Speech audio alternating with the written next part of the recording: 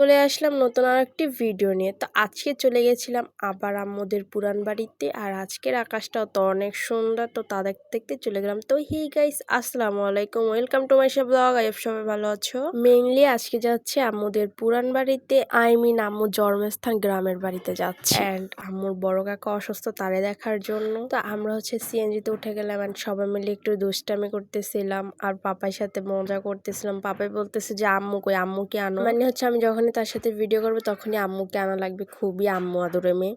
তো তারপর হচ্ছে তো বৃষ্টিও পড়তে শুরু করলো ঝিরি ঝিরি। আর এই বৃষ্টির মধ্যে কোনো কিছু মাখা খেতে তো খুব ভাল লাগে। তো আমি হচ্ছে চানাচুর মাখা খেতেছিলাম এন্ড পাপাই কিনে দুষ্টামি করতেছিলাম।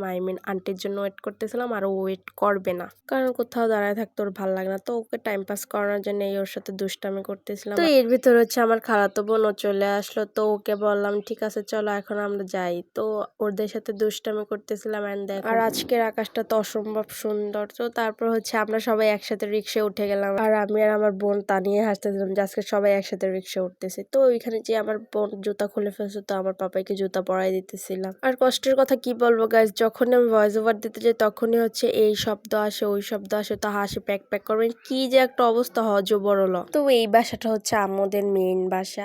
ছোটকাল থেকে এইখানে ছিল, এখানে বড় হয়েছে। তো এই বাসাটা হচ্ছে এখন কেউই বর্তমানে থাকে না।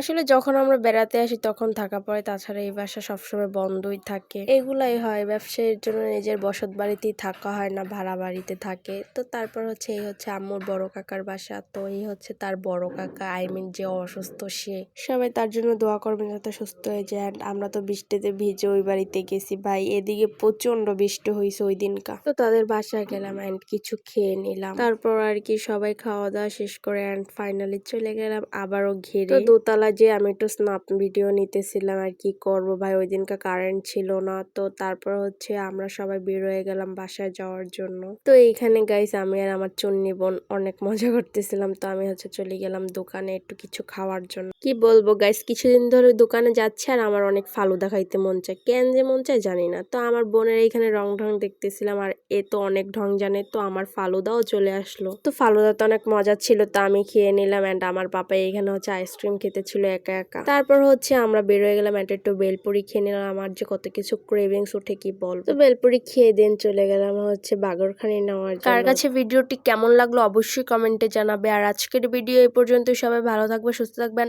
আল্লাহ হাফেজ।